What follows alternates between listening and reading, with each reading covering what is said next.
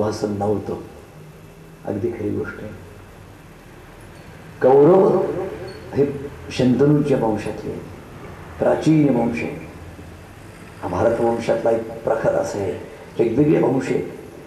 यादवांच्या काळामध्ये आपल्याला असं दिसेल उग्रसेन कंस हे सुद्धा माथुर आहे. माथुर म्हणजे मथुरेत राहणारे यादव नाही आहेत. हे यादवांचे निकटचे नातेवाईक आहेत. चंद्रवंशाचं पतन झालं असा शब्द वापरलेला आहे आरतीमध्ये. पूर्वरव्यापासून चंद्रवंशाचं पतन झालं. त्याचा उद्धार कोणी केला? कृष्णाने केला आहे. कृष्णासारखी अलौकिक आध्यात्मिक क्षेत्रातली सर्वश्रेष्ठ विभूती त्या वंशात येऊन त्या वंशाचा तरी उद्धार केलाय. रामाचा वंश म्हणत नाही. रामाचा मुळातच वंश मोठा आहे. त्याचं नाव रघुवंश आहे. श्रीराम वंशाचा शब्द नाही वापरत आहे. रामाचा वंश इक्ष्वाकूपासून चालत येतोय. तो उदात्त आणि श्रेष्ठ महापुरुषांची अशी मालिका आहे, एकाहून एक. ती आपण बघितली.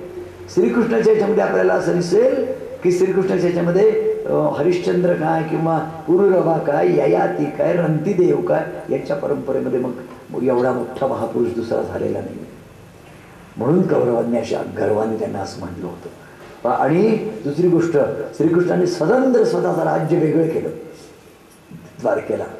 कुठलीही चालत आलेल्या परंपरा, श्रीकृष्ण मथुरेला राज्य नसतं करू शकला, पण मथुरेला त्यांनी देऊन टाकलं त्यांना. ते मामाचं राज्य आहे. मथुरेला तो मामाला मारायला आलाय. तो अन्यायी आहे. तो देवद्रोही आहे. तो अराजकता आमंत्रण देणार आहे. त्याला त्यांनी नाही. तो दुष्ट प्रवृत्तींच आहे म्हणून त्याला मारायला.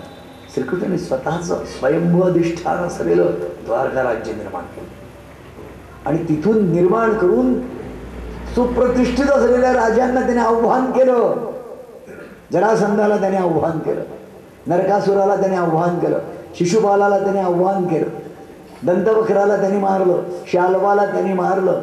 त्यांनी या कौरवांना धाक बसवला आणि त्याच्या इच्छेप्रमाणे एका धर्म ज्या धर्माला कौरवांनी फेकून दिलं होतं त्या धर्माला त्याने सुप्रतिष्ठित करून सोडलं. नुसतंच सोडलं नाही, ज्याचा सखा हरी त्यावरी विश्व कृपा करी. नुसतंच सोडलं नाही, सार्वभौम राजा करून सोडलं. असं श्रीकृष्णाचं शून्यातून ब्रह्मांड शिवाजीराजांसारखं आहे. शिवाजीराजांचे असंच का बरं शिवाजीराजांचं आपण एवढं कौतुक करतो? साक्षात शंभूराजा आपला तो. तुम्हाला अजून खरं मी तुम्हाला सांगतो, मी तुम्हाला हात जोडून सांगतो, या वर्षभरात तरी तुम्ही सुनील चिंचोळकरांचं चिंता करतो विश्वाची वाचा, अभ्यासपूर्वक वाचा. किती भीषण, किती भयावह, किती भयंकर, किती हृदयद्रावक स्थिती आहे होती त्यावेळेला शिवकालात. हे लक्षात घ्या. किती अन्याय केला आम्हाला. मी माझ्या एका मुसलमान मित्राला एकदा असं सांगितलं स्टाफ कॉलेज माझ्या, कि कोई भी महाराष्ट्रीयन आदमी मुसलमानों का भरोसा नहीं कर सकता. इतना अन्याय हम पर किया है उन्होंने. इतना घोर अन्याय मुसलमानों ने हमारे कौम पर किया है. मराठी कौम पे, महाराष्ट्रियनों पे, महाराष्ट्र पे, मराठी लोगों पे, कि कोई भी सूझबूझ वाला आदमी भरोसा नहीं कर सकता. मी तुम्हाला सांगतो, फक्त परमेश्वरांनी शिवरायाला निर्माण केलं म्हणून आपण वाचलो, नाही तर आपला अरब राष्ट्र झालं असतं. सुन्नत हो सबकी. हे अगदी खरी गोष्ट, निसंशय खरी गोष्ट.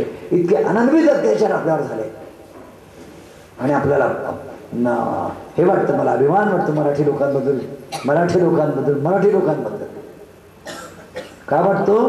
की राजस्थानामधले लोक शरण तरी गेले. जसवंत सिंगाने आपली बहीण दिली अकबराला, जोधाबाईला दिलं. एक राणा प्रताप निघाला आणि एक छत्रसाल निघाला की ज्याने कडवेपणाने विरोध केला. बाकी राजस्थान शरण गेला. महाराष्ट्रात असं नाही झालं. आमच्या राजाला हाल हाल करून मारलं. संभाजी राजाला ज्या औरंगजेबाने त्याला मारलं त्याची आम्ही कबर खणली आणि त्याला आम्ही मुठमाती दिली महाराष्ट्रात. फक्त हे महाराष्ट्र करू शकला. हे लक्षात ठेवा. महाराष्ट्र माझा असं जेव्हा माझ्या तरी हृदयामध्ये माझ्या महाराष्ट्राबद्दल मराठी माणसांबद्दल, मराठी संस्कृतीबद्दल, मराठी संतांबद्दल, मराठी भाषेबद्दल, मराठी साहित्याबद्दल दिव्य मला आनंद, मला समाधान. देवा मला पुन्हा मराठीमध्ये जन्माला घाल. आपल्याला आपल्या अस्मितेचा विसर पडता कामा नये. आपले इतिहास आपल्याला माहिती पाहिजे, आपल्याला भूगोल माहिती पाहिजे. मी शिवराजांवरती मी 8-8 दिवस व्याख्यानं दिली आहे, हे यांना माहिती आहे. माझ्या नातेवाईकांना 8-8 दिवस व्याख्यानं दिलेत. मी उज्जैनला व्याख्यानं दिली आहेत, अमरावतीला व्याख्यान दिले. 8 दिवस माझं दैवत होतं बाबासाहेब पुरंदरे. आणि शिवराजाचं पूर्णपणे असं बोर्डावरती सगळे चित्र काढून, पन्हाळगड, विशाळगडला कुठे गेले, कुठून कुठे गेले, कुठून कुठं, तो दिवस कोणता होता, महाराजांबरोबर कोण होतं, काय होतं. आपल्याला आपला इतिहास माहिती पाहिजे. आणि तोच आनंद मला इथे होतो की श्रीकृष्णाचं आपल्याला 5000 वर्षाचं त्या श्रीकृष्णाच्या जीवनातल्या जेवढी म्हणून स्थळं आहेत तिथे जाण्याचा धडपड केली मी आयुष्यामध्ये. वृंदावनला गेलो, इथे गेलो, तिथे गेलो, इथे कृष्ण आलाय, इथे कृष्ण आलाय, इथे कृष्ण आलाय, इथे जगन्नाथपुरीला गेला, इथे कृष्ण आलाय. त्याच्या चरित्राने, त्याच्या चिंतनाने पवित्र झालेल्या भूमी आहेत, त्यांचं दर्शन घ्यायला गेलो. पहा पुढे ते म्हणतात, परीक्षिती, तुला बलरामाच्या पराक्रमाचं चिन्ह सांग. पाहायचं असेल आजही दिसेल. हस्तिनापूर दक्षिणेकडे उंच आहे आणि गंगेकडे कललेलं आहे. हे सर्व कौरव सर्व शक्तिमान आणि शास्त्र संपन्न बलरामाला शरण गेले. एकदा काय झालं, देवर्षी नारदांना समजलं, शुकदेव सांगतायत, परीक्षित राजा ऐकतोय, भगवंतांनी भौमासुराचा वध करून हजारो राजकुमारांशी विवाह केला. ऐकण्यासारखी गोष्ट. नारदांना उत्सुकता की हा श्रीकृष्ण, आश्चर्य वाटलं, इतक्या वेगवेगळ्या पत्नींच्या बरोबर श्रीकृष्ण एकच देह धारण करून कसा संसार करतोय. ते आले कृष्णाकडे आणि कितीच तो द्वारकेला आले. इतकी सुंदर आहे द्वारकापुरी, अनेक रंगांच्या फुलांनी फुललेली, वृक्षांवरती तरतरीचे पक्षी आहेत आणि भृंगे आहेत, कमळं आहेत, उद्यानं आहेत, कल्हार कुमुद उत्पल जातीच्या कमलाने द्वारकेची शोभा पाहिली. 9 लाख स्फटिकाच्या चांदीच्या मंदिरामध्ये पाचूंची जमीन, त्यावर सोन्याची आणि हिऱ्यांची वेरबुट्टी अशी घरं आहेत. मी तुम्हाला कोणीने सांगत, वाचल्यानंतर कल्पना तुम्ही करवत की वैभव काय असेल. पहा, 9 लाख स्फटिकांची घरं मंदिरांमध्ये, त्या नगरांमध्ये राजपथ, त्याच्या बाजारपेठा, त्याचे देवमंदिरं, त्याचे सभाभवन, सौंदर्याने थक झाला नारद. वेगवेगळ्या मंदिरांमध्ये निरनिराळे धूपांचे लोट आहेत. श्रीकृष्णाच्या काळामध्ये दैवत कोणतं आहे हो, हे विचारायला का डोक्यात. पूजा कोणाची होते? आपण तर कृष्णाची पूजा करतोय. श्रीकृष्णाच्या काळात राम नाही आहे मंदिरात, श्रीकृष्णाच्या काळामध्ये देवी आहे मंदिरामध्ये, अष्टभुजा. श्रीकृष्णाच्या काळात शिव आहे मंदिरामध्ये. श्रीकृष्णाच्या काळात महाविष्णूंसाठी शाळीग्राम आहे, महाविष्णूंसाठी. श्रीकृष्ण आमच्या मंदिरात नंतर आलाय, श्रीराम आमच्या मंदिरात नंतर आलाय. 5500 वर्षापूर्वी भागवतामध्ये मंदिरातल्या जे मूर्तीपूजा कमी आहे, यज्ञपूजा अधिक आहे. विविध प्रकारचे यज्ञ होत आहेत. आज बरं, मी मूर्तीपूजा सुद्धा आपली ही अत्यंत मोलाची मूर्तीपूजा. बरं, या मूर्तीपूजेवरती पांडुरंग शास्त्री आठवल्यांचं एक सुंदर पुस्तक आहे. ते पुस्तक तुम्ही जरूर वाचा. माझी तुम्हाला विनंती आहे की तुमच्या जीवनाच्या प्रवासात जितकी सुंदर पुस्तकं तुम्हाला मिळतील तितकी वाचा. त्या पुस्तकांनी तुमची बुद्धी पुष्ट होईल, हृष्ट होईल, तुष्ट होईल, मन संतुष्ट होईल. आणि अनेक जे लहान लहान आपल्या शंका असतात ते सगळ्या असं काही समजायचं कारण नाही की आपल्याला शंका आल्या. सगळ्या शंका लोकांना येऊन गेल्या, त्याची सगळ्यांची निवारणं झालेली आहेत, लोकांनी त्याची निवारणं केलेली आहेत. त्याच्यामुळे तुम्ही जरूर वाचा. ह्या ह्याच्यामध्ये पांडुरंग शास्त्री आठवल्यांचं स्वाध्याय म्हणून त्यांचं एक वेगळं हे चालतं. त्यांचे कृष्ण हे दैवत आहे. पांडुरंग शास्त्री आठवले गेले, 2 आठवले होते. वरदानंद भारती यांचे नाव आठवले आणि यांचे नाव आठवल्यानंतर 3रे आठवले आमचे आहेत, जयंतराव आठवले आहे ना. तर या सगळ्यांची पुस्तक तुम्ही विविध तऱ्हांचं वैविध्यपूर्ण वैचित्र्यपूर्ण जेवढं म्हणून असेल ते वेचलं पाहिजे. सुगंधित ते आदरावे, बा प्राजक्त हे जे मी म्हणतोय याचं मागची भूमिका ही की आपल्याला वाचलं पाहिजे. पहा ते म्हणते नारद आले आणि श्रीकृष्णाच्या कसा गेले. विश्वकर्माने आपलं सगळं कौशल्य एकवटून ही अंतःपुर निर्माण केली आहे. या त्यांचे खांब जे ते पोगळ्यांचे, इंद्रनील मणांचे भिंती आहे, वैदुर्य रत्नांचे सौध आहे, मौक्तिक मणांचे झालरी आहेत, हस्तिदंतांचे मंचक आहेत आणि आसन आहेत. यांनी शोभा आणलेली सुंदर बहुमूल्य वस्त्रालंकारांनी शृंगार झाले. दासदासी त्याच्यामध्ये वावरत आहे. तुम्ही द्वारकेला जा, द्वारकेचे पुजारी पहा, अशा सुंदर पुजारी आहे. त्यांच्या हातामध्ये 4-4 अंगठ्या आहेत आणि टवटवीत असे पुन्हा काही पुजारी नाही, कळकट्ट काहीतरी नसेल. असं वाटतं की पहिले आंघोळी यांना घालावी, असे आपल्याकडचे काही पुजारी, मग देवाला आंघोळ घालावी. असं काही काही ठिकाणी असं नसतं बरं विचारांची. म्हणजे पुजारी ही वाईट नसतो. मी धर्माला न शोभेचं वागतो आणि मी धर्माला ठेंगणं करतो, पण ते धर्म नाही ठेंगणं झाला, मी ठेंगणं आहे. ही स्थिती प्रत्येक गोष्टीची झालेली आहे. पहा त्याने सांगितलंय, नारद म्हणाले देवा थेट रुक्मिणीच्या मंदिरात शिरले. सुवर्ण मंचकावरती रुक्मिणीशी गोष्टी करत होते प्रभू. ते तिथे एकदम उठले आणि ती त्यांना बारा घालत होती. नारदांना पाहून भगवान एकदम उभे राहिले. नारदांच्या चरणांवरती मस्तक ठेवलं, मुकुटयुक्त मस्तक नमो नमस्कार केला. शास्त्रोक्त विधीने रुक्मिणी आणि श्रीकृष्णाने नारदांची पूजा केली, चरण कमलांना वंदन केलं. आणि ते म्हणतायत देवा अरे तुझी काय ही योगम आहे, 16,108 स्त्रियांशी तू कसा संसार करतो हे मी पाहायला आलं. अवश्य म्हणाले, जा म्हणे सगळीकडे जा. 16,108 घरात नारद जायला निघाले. सकाळपासून संध्याकाळी गेले तर 1000च घर झाली होती.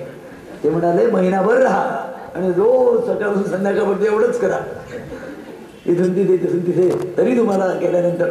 पुढे मध्ये म्हणतात तिथून सत्यभामेचे तिथे गेले. तिथेही श्रीकृष्ण आपली प्राणप्रिया सत्यभामा आणि उद्धव यांच्याबरोबर त्या ठिकाणी चौसर खेळत होते. तिसऱ्या राणीकडे गेले, कालिंदीकडे गेले, सत्याकडे गेले. या सगळ्या पहिल्यांदा 8 राण्या, 100 राण्या, असं कर. जिथे जिथे नारद गेले तिथे तिथे कृष्ण वेगवेगळ्या रीतीने, कधी मुलांशी बोलतायत, कधी नातवांशी खेळतायत, कधी स्वयंपाकघरात जेवायला बसले, कधी पहुडलेले, कधी काही वाचन करतायत, कधी गप्पा मारतायत. प्रत्येक घरात एक श्रीकृष्ण. 16,108 रूप घेऊन 16,108 घरामध्ये नारदाचे पाय तुटले आणि मन त्याने शिरसाष्टांग प्रणाम करून पुन्हा रुक्मिणीच्या त्याला शिरसाष्टांग प्रणाम करतो. नाथा भगवंता तुझी योगमाया अपरंपार आहे, मला ते कळू शकणार नाही. नारद तुला सांगितलं कुणी हे गुचापत आहे करा, तुला हे माहिती पाहिजे. तुला म्हणजे तू स्वतः लग्न केलं आहे का तेवढं नाही, पण तू कशाला आमच्या भानगडीत पडतो. तुला खायला पाहिजे असेल, माझी कोणती पत्नी तुला खाऊ घालेल, पिऊ घालेल, आनंदाने तुझी सेवा करेल. मी कसा त्यांच्याशी वागतोय याची पंचायत तुला काय. तुझ्याकडे कोणी एका माझ्या बायकोने तक्रार आणली का की हे मला खाऊ घालत नाही, नारदा तुमच्या आश्रमात जागा द्या, हे केलं कोणी, असं काही नाही झालेलं आहे. त्याच्यामुळे नारदाने म्हणजे भगवंताचं योगेश्वरा तुझी माया थोर आहे, मोठमोठ्या मायावी योगांनाही तुझी माया अगम्य आहे. तू त्रिभुवन पालक लीलांचं तुझं गायन करीत मला त्रिभुवनात हिंडत राहण्याचा आनंद वर दे. मीही तुझी माया सबंध जगाला समजावून सांगेन, असं म्हणून नारद भगवंता राजा भगवान नारायणाने जगाच्या कल्याणाकरता आपल्या योगमायेने अनेक रूप धारण करून मनुष्यासारख्या लीला केल्या. मी सांगितलं ना, त्याला आपल्यासारखं म्हणावं तर त्याचं काही आपल्यासारखं नाही. त्याला आपल्यासारखं म्हणून त्याला अलौकिक म्हणावं तर तो आपल्याबरोबर अंधसंग करतो, आनंदाने बसतो, उठतो, खातो, पितो. म्हणजे मी काय म्हणू तुला सगुण म्हणू की तुला निर्गुण म्हणू की तुला मनुष्य म्हणू की तुला देव म्हणू, असा संभ्रमात 125 वर्षाचं वय झालंय कृष्णाचं. कृष्ण किती जगले?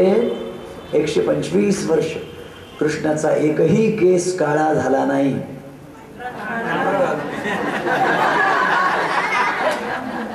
क्षमस्व क्षमस्व परमेश्वर, क्षमस्व परमेश्वर. कृष्णाचा एकही केस पांढरा झाला, कृष्णाच्या मुखमंडलावरती सुरकुती आली नाही, कृष्णाच्या अंगावरती सुरकुती आली नाही. क्षमस्व, माझ्या चुकीकडून चूक शब्द निघाला. कृष्णा तारुण्याचा भर ओसरला असं कोणीही विधान करावं असं काहीही चिन्ह कृष्ण द्या. कृष्णाचा देह चिन्मय आहे, आपले देह मृण्मय, कृष्णाचा देह चिन्मय. आणि असं ते पूर्ण तेजस्वी, पूर्ण आनंदी, पूर्ण तरल, पूर्ण सुंदर, पूर्ण असं योद्ध्यासारखा असलेला, पूर्ण पौरुषयुक्त असं ते भगवंताचं दर्शन आहे. भगवंत म्हातारे झाले असा शब्दप्रयोग नाही आहे. याच्यामध्ये आपल्याला असं दिसेल. इथे आता श्रीकृष्णाची आपण दिनचर्या ऐकू, शांत चित्ताने ऐका आणि त्याच्यातून बोध घ्या. श्री शुकदेव उवाच. परीक्षिता, तुला मी श्रीकृष्णाची दिनचर्या ऐकवतो. पहाट होते, कोंबड्या आरवू लागतात, पारिजात पुष्पांच्या सुगंधाने वायू भरून जातो, भृंग जी असतात ते संगीताच्या ताना छेडायला लागतात, पक्षी किलबिलाट करायला लागतात, बंदीजनांप्रमाणे मधुर स्वरांनी कलरव करतात. अशा पवित्र ब्राह्म मुहूर्तावर श्रीकृष्ण उठतात आणि प्रसन्न अंतःकरणाने आत्मस्वरूपाचे ध्यान करतात. लक्षात ठेवा, ब्राह्म मुहूर्त म्हणजे काय, तुम्हाला मी बोललो एकदा, असं मला आठवतं तर तुम्हाला, हां, त्या ब्राह्म मुहूर्तावरती श्रीकृष्ण ध्यानाला बसतात. श्रीकृष्ण आपल्याला बसलंच पाहिजे. जाग आल्यानंतर 4:30 नंतर शय्या त्याग करा. आमचे सद्गुरू त्यांचे शब्द आहेत हे नम्रे महाराजांचे. शय्या त्याग करो, शय्या का मोह मत करो. प्रातः काल को आपको जागृति भगवान ने दी है, तत्काल शय्या त्याग करो. उसके पश्चात भगवान ने कहा है कि अब मेरे लिए तुम उठे हो. शौच मुखवाजन आदि अपनी सारी कार्यक्रम से निवृत्त होकर भगवान का ध्यान में बैठे. और जब तक भगवान सूर्य नारायण उदित नहीं होते तब तक आत्मस्वरूप का ध्यान करो. पाणी घ्या, बोलू नका. हे म्हणते त्यांनी काय, आणि त्याच्यात काय म्हणायचंय, त्याच्यामध्ये मानसपूजा करायचं. पहाटे उठून तुम्ही मानसपूजेचा लहानसा विधी मी सांगतोय, तो तुम्ही डोळे मिटून करा. 5 मिनिटात मानसपूजा. मला एका माझ्या कोणीतरी मानसपूजाचा प्रश्न विचारता, त्याचं उत्तर मी सांगितलं, त्यांना वचन दिलं की परवा देईन. तो आजचा दिवस आहे. शांत रीतीने आपले डोळे मिटा आणि पहाटे उठून आपल्याला मानसपूजा कशी करायची ते लक्षात घ्या. एकच श्लोक म्हणा, गुरुर्ब्रह्मा गुरुर्विष्णू गुरुर्देवो महेश्वरः गुरुर्साक्षात् परब्रह्म तस्मै श्री गुरवे नमः. हरि ओम तत्सत. भक्तराज महाराज की.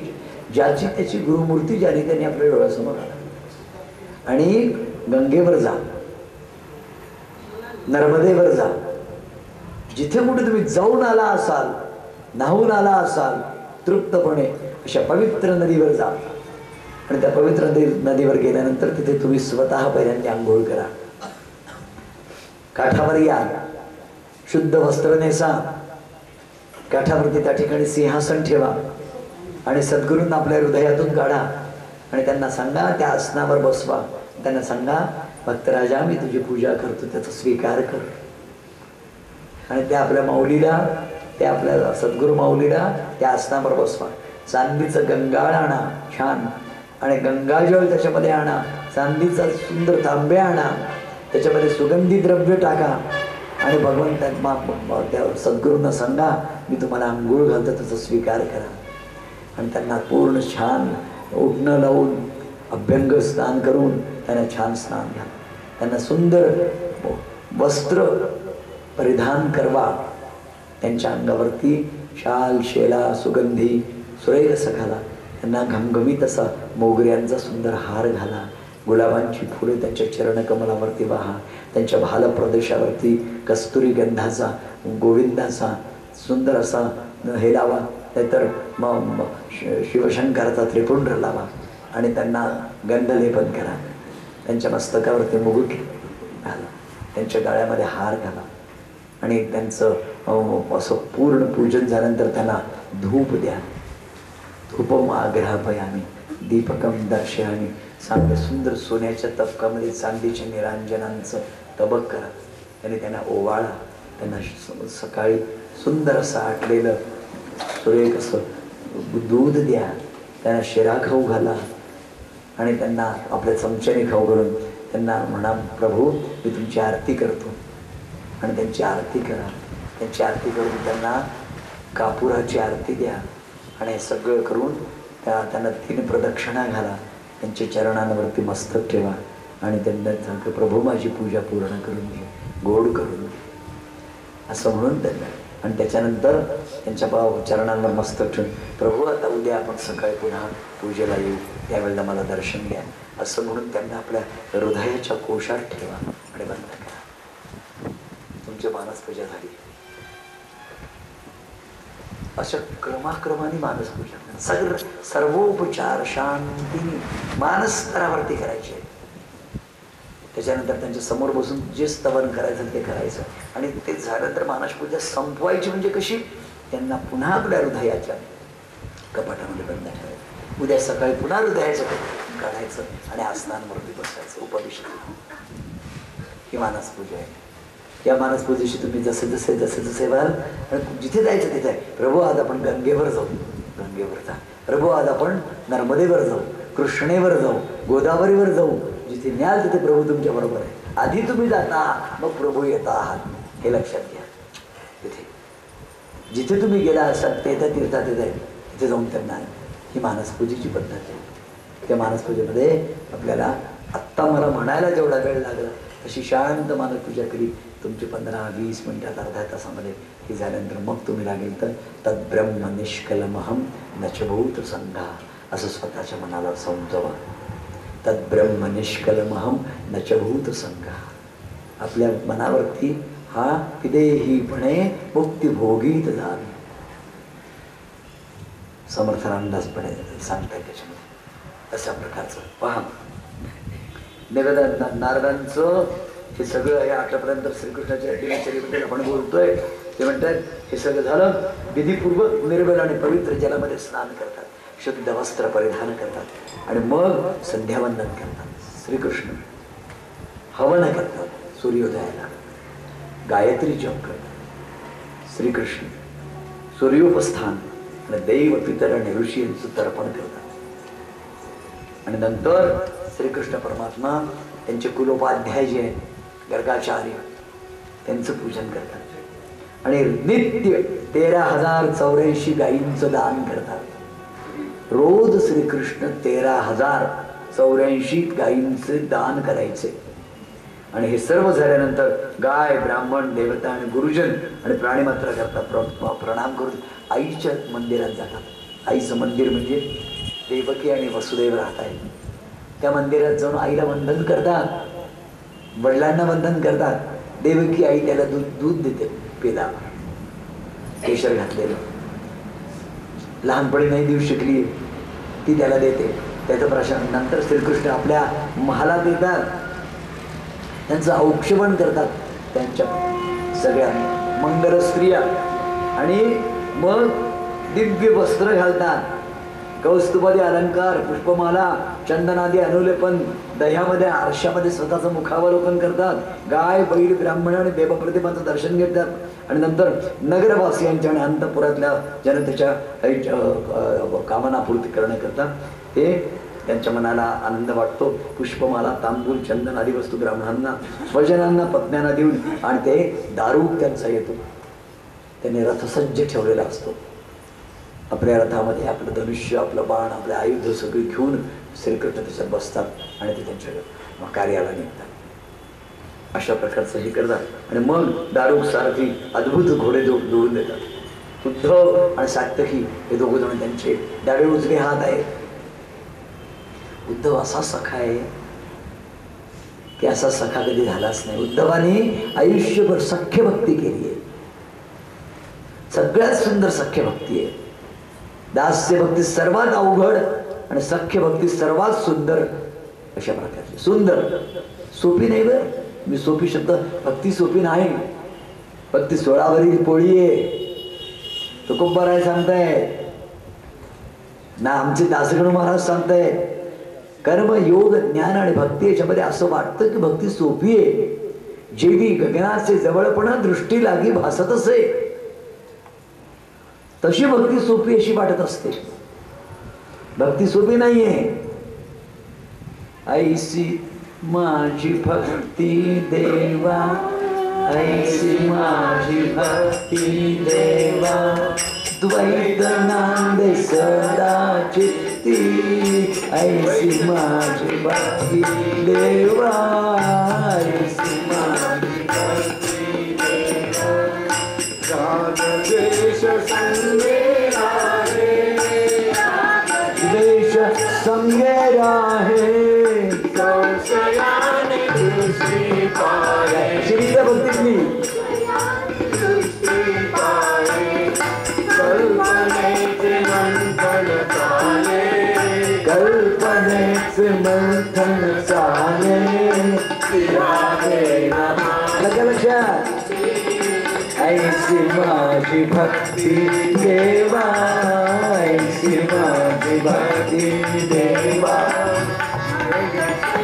माझे नाही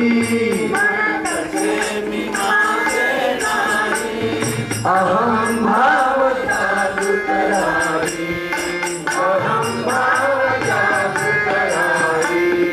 वासना न देई शांती, वासना न देई. युनिव्हर्सल ट्रूथ सांगितले बाबांनी.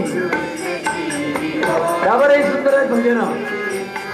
एकेका शब्दामध्ये त्यांनी अशी सत्य पेरलेली आहे की जी अत्यंत प्रॅक्टिकल आहेत, अत्यंत व्यावहारिक आहेत आणि खरी आहेत. तुम्ही आम्ही रोज बोलतोय.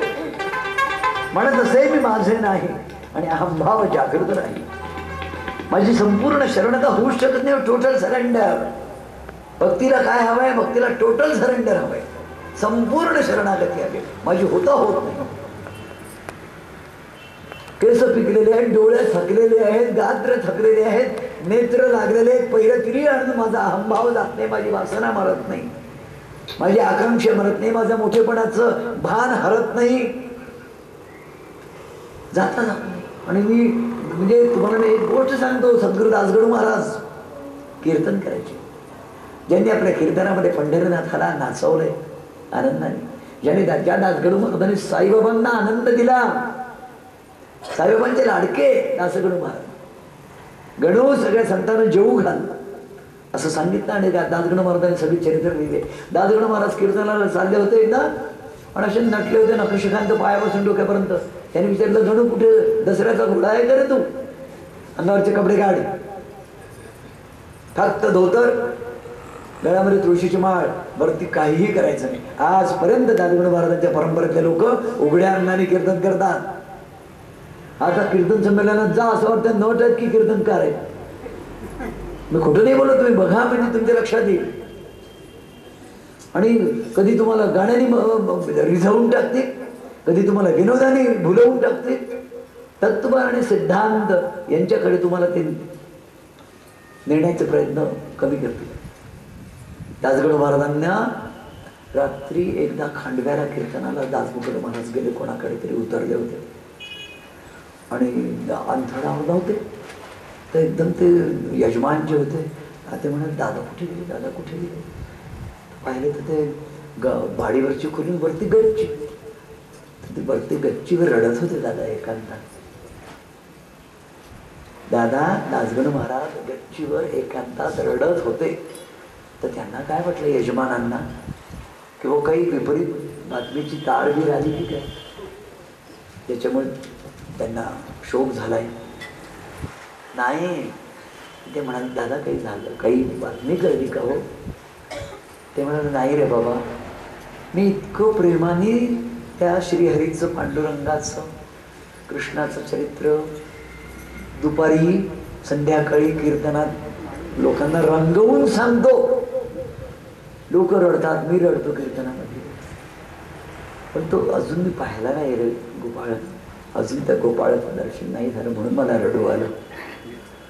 तो गोपाळ मला अजून, ज्या गोपाळाची मी करुणा वर्णन करून सांगतोय की गोपाळाने त्या पांडुरंगाने चोख्याला कसं जवळ घेतलं, जनीला कसं जवळ घेतलं, नाम्याला कसं जवळ घेतलं, याच्या मी कथा फुलवून फुलवून फुलवून फुलवून सांगतो. पण मला अजून त्या गोपाळाने ते प्रेम नाही दिलं रे की जे जनीला दिलं. बघा त्यांची व्यथा. केव्हा तरी तुम्हाला आयुष्यामध्ये अशी कळकळून व्यथा होऊ दे, व्यथा की ज्याच्यामुळे तुम्ही एकांतात त्याच्या करता श्रीकांता करता रडता, एकांतात श्रीकांता करता रडता. आणि त्याला आमच्या स्वामी रामकृष्ण परमहंसाने सांगितलं, तुम्ही 3 दिवस देवा करता रडा, देवा करता रडा, तुम्हाला देवदर्शन देईल. आपलं आपलं मृदू सबाह्य नवनीत तैसे सज्जनांचे चित्त, आपलं जे अंतःकरण आहे ना ते इतकं मृदू कधी होईल हो, कधी होईल. काही काही लोकांचं असं असतं. आणि या संतांच्या बाबतीमध्ये ही मीरा काय, हे संत काय, यांच्या नेत्रातून असे झरझर अश्रू काबर व्हायचे, साक्षात पाहिजे त्याला. आणि कुठेतरी असं हे झाल्यामुळे या लोकांना सहन नाही व्हायचं त्याचा वियोग. तुकाराम महाराजांचं हे जे शब्द आहे अगदी खरं आहे. कन्या सासुरासी जाय मागे परतोनी पाहे, तैसे झाले माझ्या जीवा केव्हा भेटसी केशवा. पंढरी सोडून तुकोबा चाले देहूला आणि मागे वळवळून पाहताय. आणि म्हणून यांच्या प्रेमात पांडुरंग पडतो. दिंडी येत असते त्यावेळेला तो पांडुरंग गाभाऱ्यात नसतो, तो कळसावर उभा राहतो आणि असा पाहतो की माझा तुके आला, माझा ज्ञाना आला, उभा कैवल्याचा. माझे शरद भैया आता हे पद म्हणतील, गोड पद. इकडे या तुम्ही, ताबडतोब म्हणा. स्वरूप मूर्ती सावळे स्वरूप मूर्ती परम गुमारी, उभा कैवल्याचा गाभा चंद्रभागे काठी, उभा कैवल्याचा गाभा चंद्रभागे काठी. मस्तक कर्णिती कुंडले हार कंठे, कर्णिती कुंडले नाना पुष्पहार कंठे. मस्तकी मेला अंगवर उभा कैवल्याचा गाभा चंद्रभागे काठी, उभा कैवल्याचा गाभा चंद्रभागे काठी. निर्गुणाचा सगुण झाला एक भक्त साठी, निर्गुणाचा सगुण झाला एक भक्त साठी, निर्गुणाचा सगुण झाला एक भक्त साठी. दास गणू म्हणे घाला, दास गणू म्हणे घाला, समचरणी उभा कैवल्याचा गाभा चंद्रभागे काठी, उभा कैवल्याचा गाभा चंद्रभागे काठी. हा कैवल्याचा गाभा चंद्रभागेच्या काठी उभा आहे. आणि भक्तांसाठी निढळाचे, हा निढळावरती हात ठेवून वाट बघतोय कोण आलाय म्हणून. निढळ म्हणजे कपाळ भाळ. माझा तुग्या आला का, माझा गोडा आला का, माझा चोखा आला का दिंडीमध्ये, त्याची दिंडी आली का, याची ते गाभाऱ्यात नाहीये. तुम्ही दिंडीला जाल कधीतरी आयुष्यामध्ये तर तुमच्या लक्षात येईल, पंढरीला गेल्यानंतर राऊळातल्या पंढरीच्या दर्शनाची आसच नाहीये. माझा पांडुरंग संबंध दिंडीभर पसरलाय, विश्वात्मक आहे, त्या दिवशी चिंता नाही त्याच्या दर्शनाची. आम्ही कळसाचं दर्शन घेतो आणि रस्त्यावरची लोटांगण घालतो, कळसाचं दर्शन घेतो, दिसायला पांढरं. ही जी काही ताकद आहे ही ओळखा, हे समजून घ्या आणि हे समजून घेऊन आपल्या हृदयामध्ये घेऊन आपल्या जीवनामध्ये कशी येईल याची तळमळीने प्रयत्न करूया. याच्यासाठी भक्तराज आपल्याला आयुष्यात भेटले. भक्तराजांची कथा वेगळीच आहे. भक्तराजांची कथा अशी आहे, हरि ओम तत्सत, हरि ओम तत्सत, हरि ओम तत्सत, हरि ओम तत्सत. मना आवडीने तुम्ही हो, मना आवडीने भजनाचा छंद लाविला, भला मला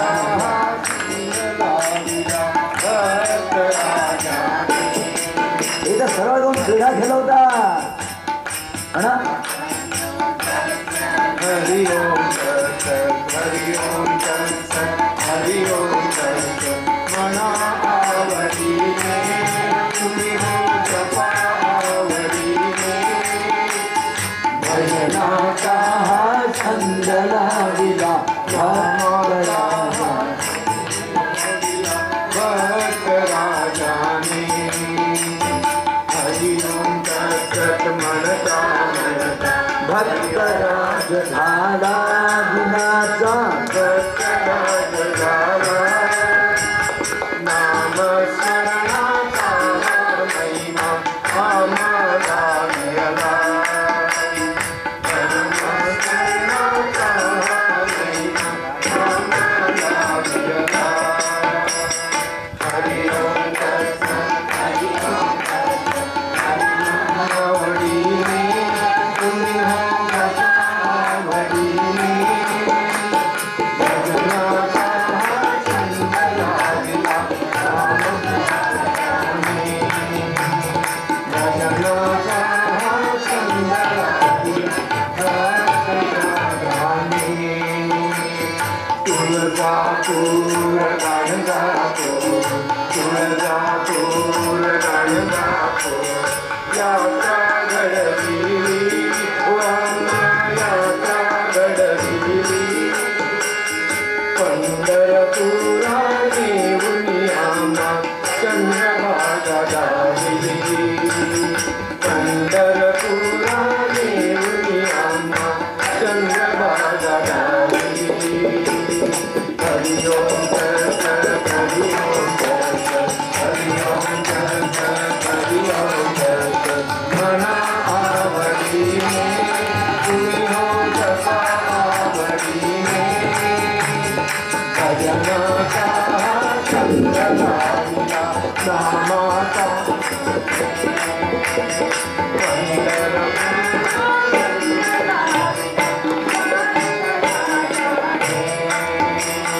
पंढरपुरा आणि गए चमत्कार लाविला, चमत्कार लाविला.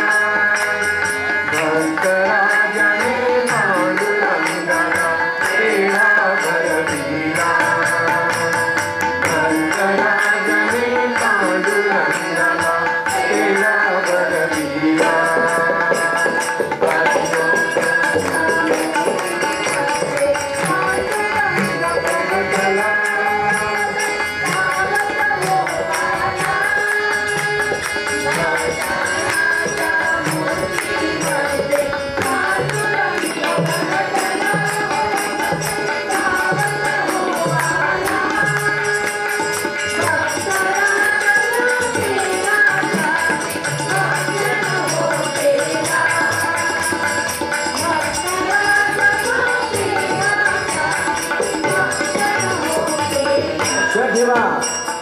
ही शक्ती आहे, हे ताकद आहे.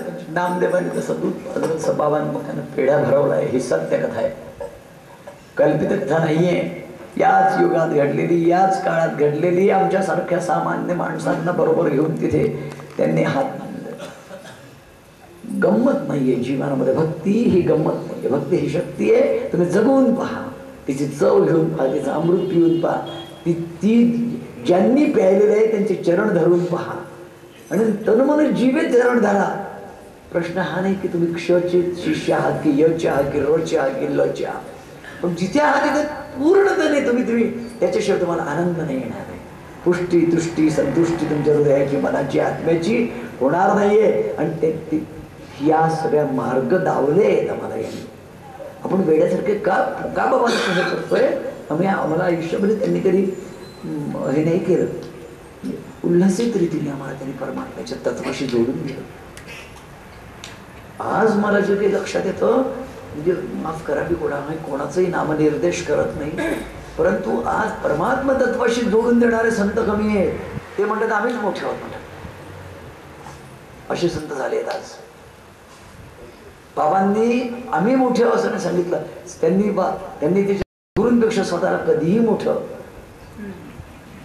बाबांची गुरुभक्ती ही त्यांचे गुरु किती काळ त्यांच्या जीवनात आले असेल, पण त्यांच्या हृदयात ती उत्कट गुरुभक्ती ज्यांनी बघितली असेल त्यांना लक्षात येईल. गुरुभक्ती कशी करावी, गुरुसेवा कशी करावी, गुरुभजन कसं करावं, गुरुनिष्ठा कशी ठेवावी, याचा मूर्तिमंत आदर्श म्हणजे आपले बाबा होते. आणि मी स्वतंत्र नाहीच आहे म्हणायचे.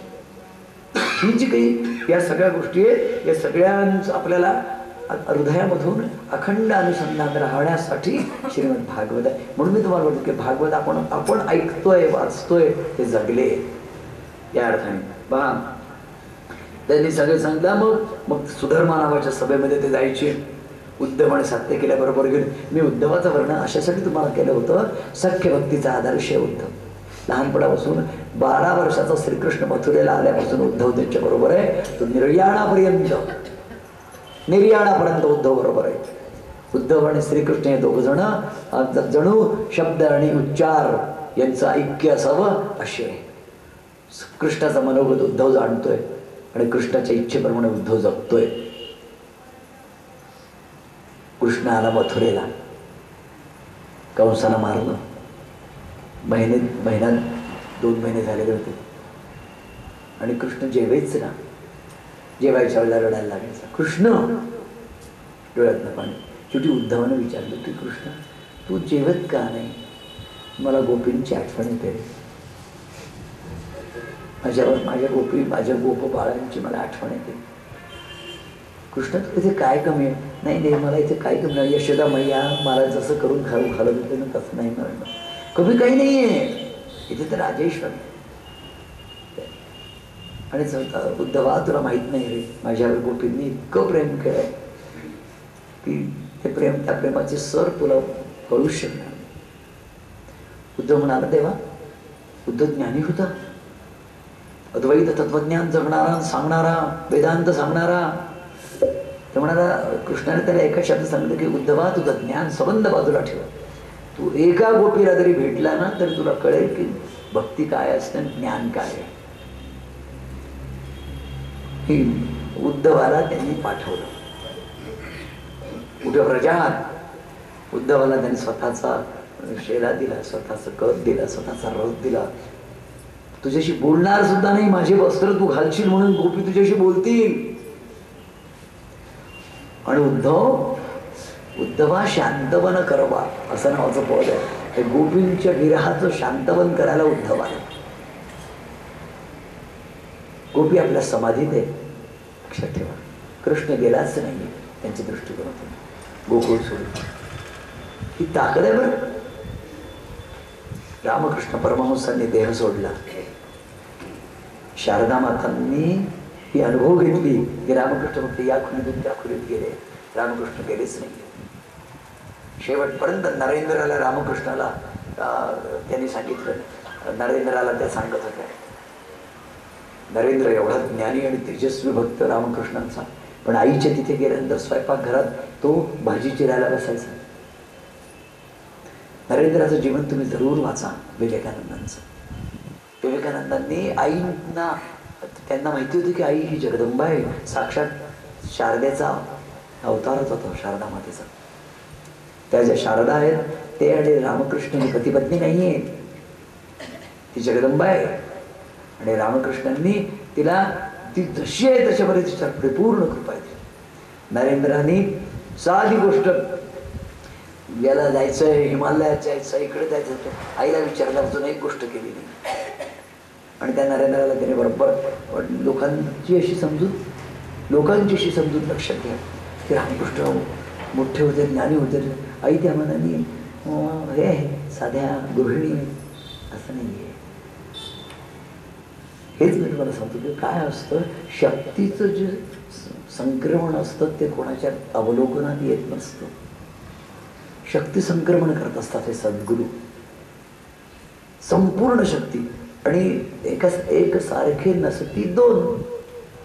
या जगामध्ये विठ्ठला तू वेडा कुंभार दोन घट आहेत, एकासारखे दोन नाहीच आहेत. तर त्याच्यामुळे तुम्ही एकासारखे अनन्य एकासारखा दुसऱ्याला कधी अपेक्षा करू नका. भाऊ भावासारखा नाही, एका आईच्या उदरात आलेलं सत्य. पण शक्तीचं संक्रमण होतं आणि सर्व ते गुण त्या सच्शिष्यामध्ये येतात. आपल्या इथे सुद्धा असंच झालेलं आहे. बाबांचं एक व्यक्तिमत्व आहे, दादांचं एक व्यक्तिमत्व आहे, शक्ती संक्रमण झालेलं आहे. काही फरक नाही. हे ओळखेल तो ओळखेल, नाही ओळखेल तर नुसतं द्वैतात मरेल. त्याच्यामुळे आपण आपल्याला दृष्टी आपली आतली खुल्ली पाहिजे, एवढाच प्रयत्न करायचा असतो साधनेमध्ये आपल्याला. तर मी तुम्हाला सांगत काय होतो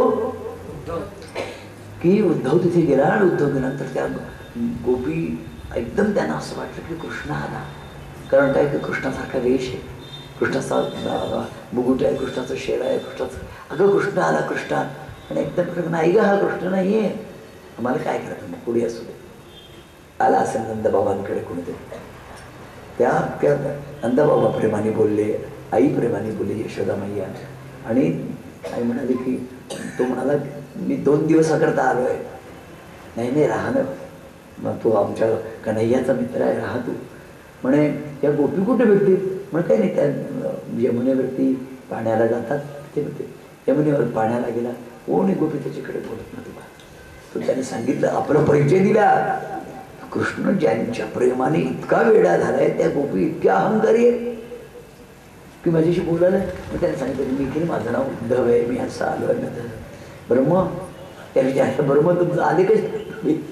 ते म्हणाले नाही तुम्हाला कोणी सांगितलं? आम्ही विरहात आहोत, आम्ही आनंदात आहोत.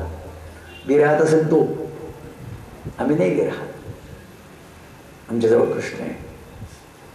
रडत असेल तो, आम्ही नाही रडत. काळा तोय, खोटारडा तोय, वंचना त्यांनी केलेली, आम्ही नाही केली. अशा कठोरपणे बोलले त्या. म्हणजे काय? आणि त्याला जाऊन निरोप सांगा की आम्ही तुला आमच्या हृदयात कोंडलाय, तिथून बाहेर जाऊन दाखव. तू तसं तर बाहेर चालला गेला आमच्या समोर, आमच्या हृदयातला तू बाहेर जाऊन दाखव आम्हाला हृदयाच्या, तर आम्ही मानू तुला. तू आता जाऊच शकत नाही, तू आमचा जनाबाई बोलते. हे धरिला पंढरीचा चोर, धरिला पंढरीचा चोर. चाल चुकली नको, घ्या ना. धरिला पंढरीचा चोर, धरिला पंढरीचा चोर, प्रेमे बांधुनिया डोर, प्रेमे बांधुनिया डोर. धरिला पंढरीचा चोर, धरिला पंढरीचा चोर, विठ्ठल पायी पडे बेडी, विठ्ठल पायी पडे बेडी. जनी म्हणे ग विठ्ठला, जनी म्हणे ग विठ्ठला, तुझ्या जीवाची बालियला, तुझ्या जीवाची बालियला, तुझ्या जीवाची जोडीला, तुझ्या जीवाची जोडीला, तुझ्या जीवाची जोडीला, तुझ्या जीवाची जोडीला. सोहम शब्दाचा मारा केला म्हणा. सोहम शब्दे मारा केला, सोहम शब्दे मारा केला, विठ्ठल ठाकूरची आला, विठ्ठल ठाकूरची आला.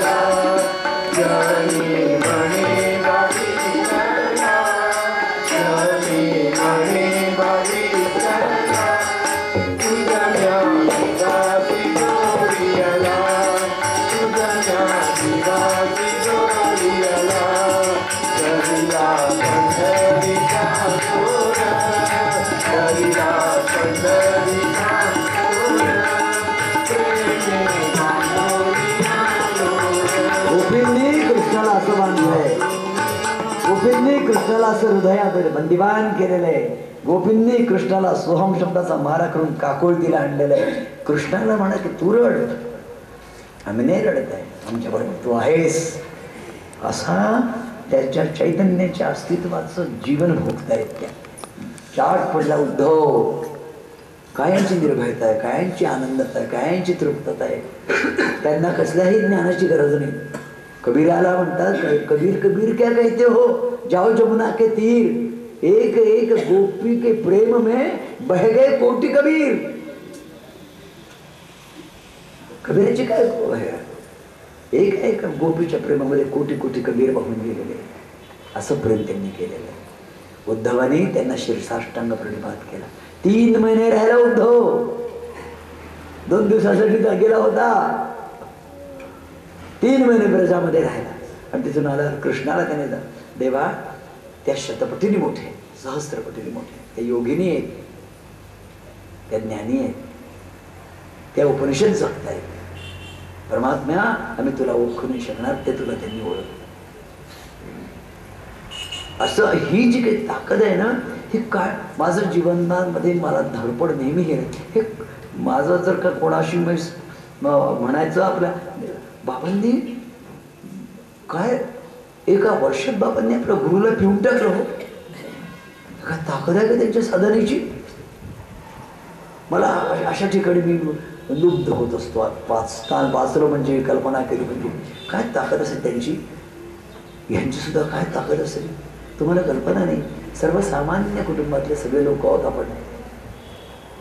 आज भगवंताच्या कृपेने सगळ्यांच्या संपत्तीमान सगळे सामान्य लोक आहोत. पण त्या भक्त राजेश्वरांनी आम्हाला अशा अवस्थेत नेऊन सोडलं की आम्ही सगळे विसरून गेलो आमच्या घरातल्या सगळ्या अडचणी. अगदी खरी गोष्ट आहे. दिन और राते कैसी भीती,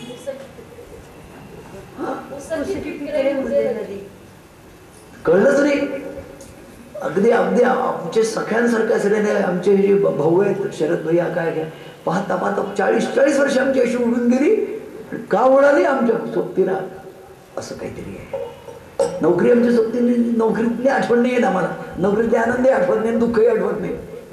नोकरी केली, नोकरीनेच आमचा संसार चालला.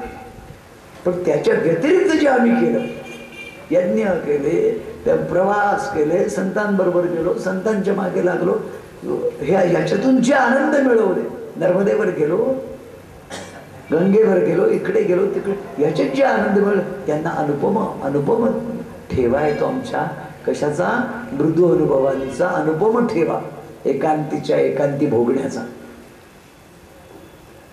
या सगळ्या आज म्हणजे मी तुम्हाला सांगतो ना, मग तेच नाही अण्णा काय, नाना काय, हे काय, मामा काय, सगळ्यांनी प्रेम. आणि खरा संत तो की जो जीव त्याच्याकडे आला त्याला त्यांनी प्रेमच दिलं, त्याला म्हणायचं संत.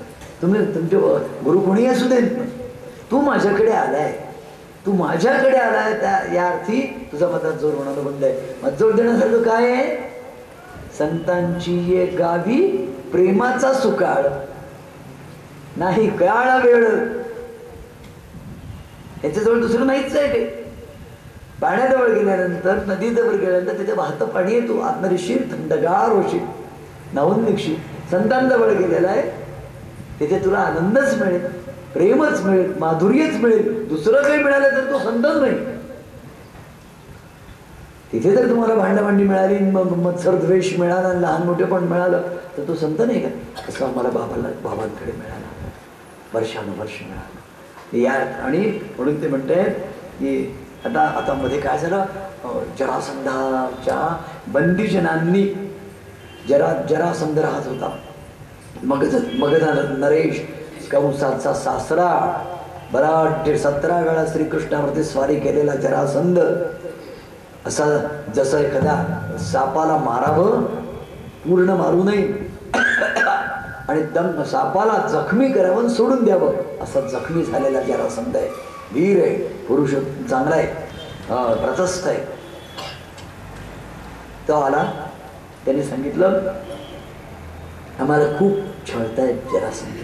भगवंता द्वारकेला आला तो तिकडून की भगवंता आता तुम्ही एकेका राजाला मारलाय, आता फक्त 3 जण उरले आहेत, शाल, जरासंध आणि दंतवक्र. शिशुपालाला नंतर त्यांनी सहजपणे मारलं, तर जरासंधाला मारल्याशिवाय काही खरं नाही. मग विदुराशी गोष्टी, यांच्याशी गोष्टी केल्या, उद्धवाशी गोष्टी केल्या, आणि नंतर मग सगळे जण आले युधिष्ठिराकडे. उद्धव, श्रीकृष्ण, बरं अशी जी त्या काळामध्ये जी लोक होते ना, त्याशी 1-2 दिवसाकरता खरंच जात नव्हतं. 6-6 महिने राहायचे देव युधिष्ठिराकडे. 2-2 महिने, 6-6 महिने आनंदाने राहायचे सगळे. आणि एकटे दुकटे यायचे नाही असे. त्यांना काय काय रिझर्वेशन करावं लागायचं, की काय राजे आहेत काय चालले, रथाच्या रथा चाललेले आहेत, 200 माणसं येऊन राहिले आहेत युधिष्ठिराकडे, खातायत, पितायत, आनंद करतायत, वेगवेगळ्या प्रकार. तिथे त्यांनी सभेमध्ये गोष्टी काढल्या. युधिष्ठिरा, माझी इच्छा आहे तुला सार्वभौम राजा करा, पण एक अडचण आहे, अजून जरासंध जिवंत आहे. आपण जर का अश्वमेध यज्ञ केला आणि तुला जरासंध हे केलं, सार्वभौम राजा केलं, तर आपल्याला विघ्न आणणारी फक्त एक शक्ती किंवा व्यक्ती आहे, ती म्हणजे जरासंध आहे. अगोदर आपण जरासंधाला मारू आणि मग आपण सगळीकडे आपला अश्व पाठवू. या संपूर्ण भारतवर्षात पाहू कोण लढतं आपल्याशी. ठरला विचार. आणि तू काही काळजी करतो का धर्मा, आपल्याला काही जरासंधाला लढायला जायचं नाही. मी, भीम आणि अर्जुन 3 जण त्याच्या घरी जातो. निर्भयता किती आहे. आणि आम्ही त्याच्या इथे, आणि 3 जण त्याच्याकडे आले. जरासंध दुपारची वेळ होती, 12ची वेळ होती. दुपारची वेळ संबंध आपला अन्निक बिन्निक आठवलं होतं. आणि हे करायचं, गोग्रास घालत असं पूर्वी. बरं, असं गोग्रास घालायला तो बाहेर आला होता. मागल्या दारी गेले, 3 ब्राह्मणांसारखे उभे राहिले. ओम भवते भिक्षां देही. अरे ऐन 12 वाजता 3 ब्राह्मण काय मागायला आले. जरासंधाने विचारला, कोण आपण, कुठून आला. सरळ सांगितलं श्रीकृष्णाने. जरासंध, तू आम्हाला पाहिलंस. जरा एकदम हसला. हो, तू पळपुटी श्रीकृष्ण आहे, आणि हा भीम आहे आणि हा अर्जुन आहे. आमच्याशी एवढीच इच्छा भोजन दे आम्हाला. आमच्यापैकी कोणाशी एकाशी तू द्वंद्व युद्ध खेळ आणि आम्हाला हरव, नाही तर आम्ही तुला हरव.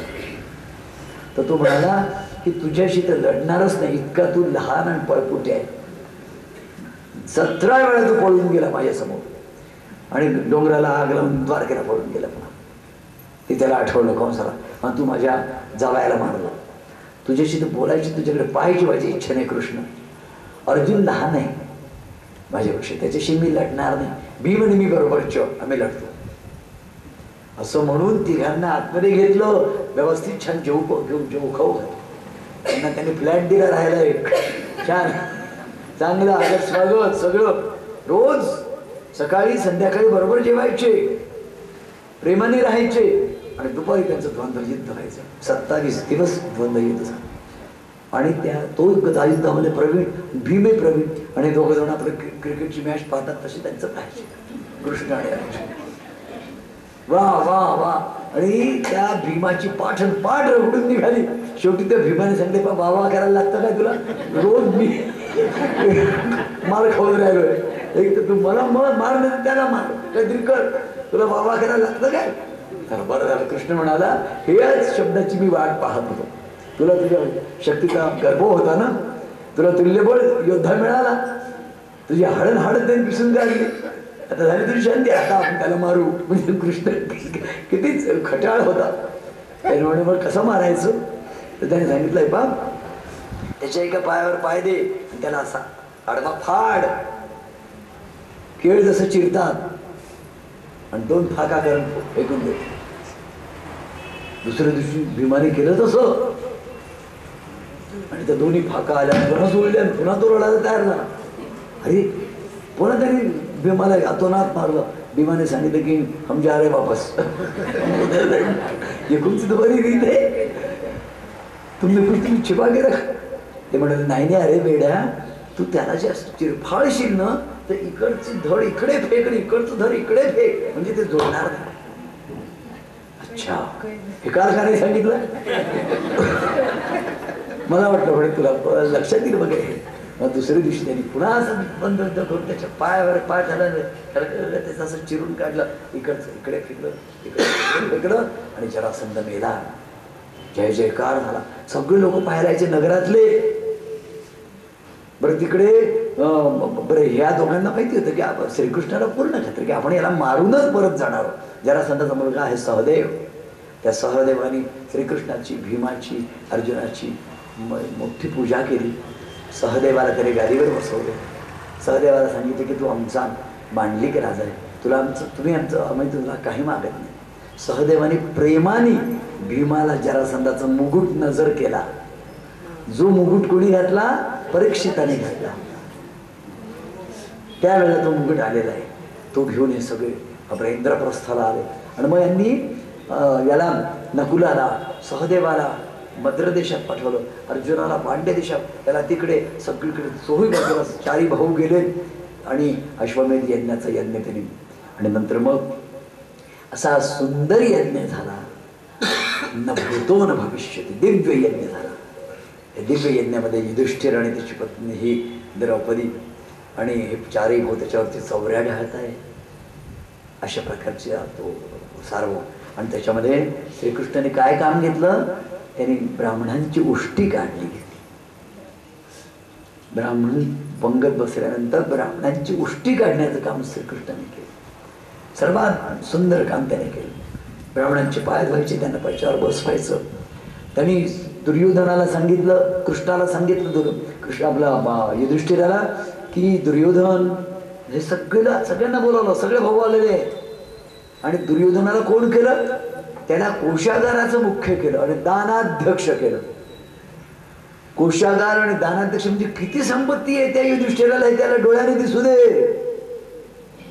ज्या युधिष्ठिराला मारण्याकरता तू आतापर्यंत क्षण वेचला, त्या युधिष्ठिराला मी कुठे बसवलंय? आणि भारतवर्षातली सगळी अलोट संपत्ती त्याच्या पायाशी येते. आणि आपल्या हाताने जो दान करतोय दुर्योधन, दानाचं हे घ्यायचा आणि युधिष्ठिर त्याला हात लावायचा आणि ते दान केलं त्याचं. दुर्योधनाचे डोळे दिपले. मय नावाचं त्यांचं दानव आहे. त्याने असं सभा निर्माण केलं की तिथे पाणी असतं, तिथे स्फटिक दिसायचं, स्फटिकाची फरशी. आणि जिथे स्फटिक असतं तिथे जलमयता दिसायची. आणि अशा याच्यातून ते सगळं असे सुंदर उपवन निर्माण केले. आणि हजारो ब्राह्मण तिथे आपलं नगरजन तिथे जेवत होते. तिथे एक दिव्य अशा प्रकारचं एक लहानसा सरडा होता. तो सरडा तिथे आला. यज्ञाच्या राखेत त्यांनी आपला अंग, त्याला म्हणत की युधिष्ठिराच्या यज्ञकुंडातून निघणाऱ्या राखेत तू हे केलं की तुझा उद्धार होणं. यज्ञकुंडातली राख असते ही पवित्र असते बरं. तो मला एकदा नीट सांगून देतो.